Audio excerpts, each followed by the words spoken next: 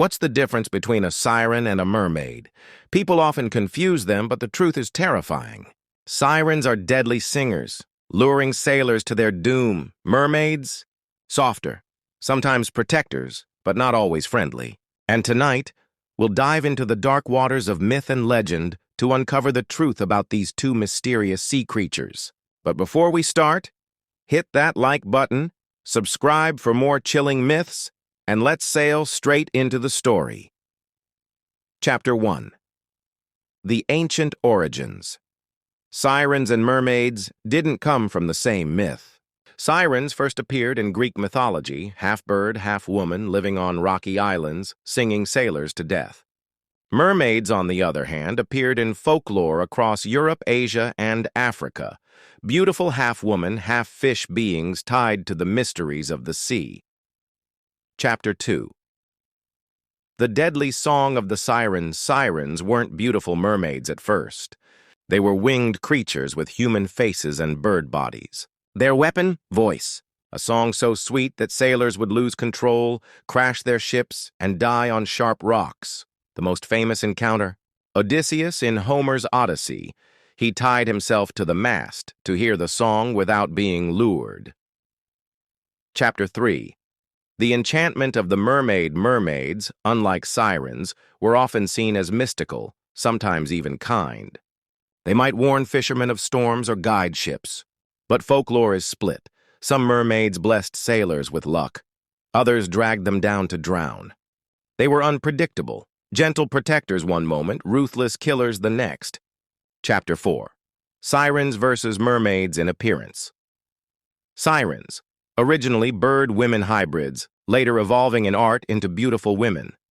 Mermaids, fish-tailed women, often with flowing hair, sometimes carrying mirrors or combs. So, when you imagine a singing sea woman, remember, sirens weren't even fish-tailed at first.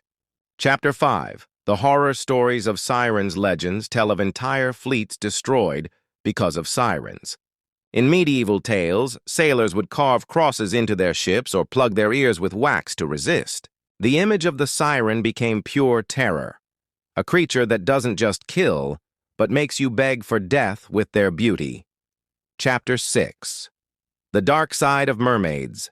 Mermaids weren't always Disney-friendly. In Scottish folklore, the Selkies could shed their seal skin to become human, but if their skin was stolen, they were trapped forever.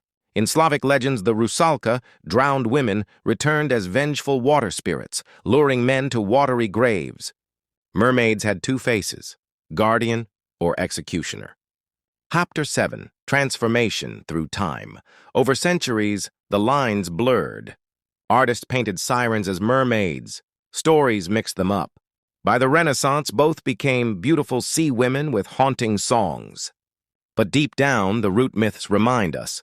Sirens, hawk destruction, mermaids, mystery. Chapter 8. Sailor superstitions. To sailors, the sea was already dangerous. Adding sirens and mermaids made it worse. Hearing a song at night? Bad omen. Seeing a mermaid before a voyage? Could mean great fortune or certain death. It all depended on which legend you believed. Chapter 9. Psychology of the myth. Why do these myths exist? Because the ocean is vast, dark, and terrifying. Lonely sailors, long at sea, hearing the wind over the waves. It can sound like voices, like singing.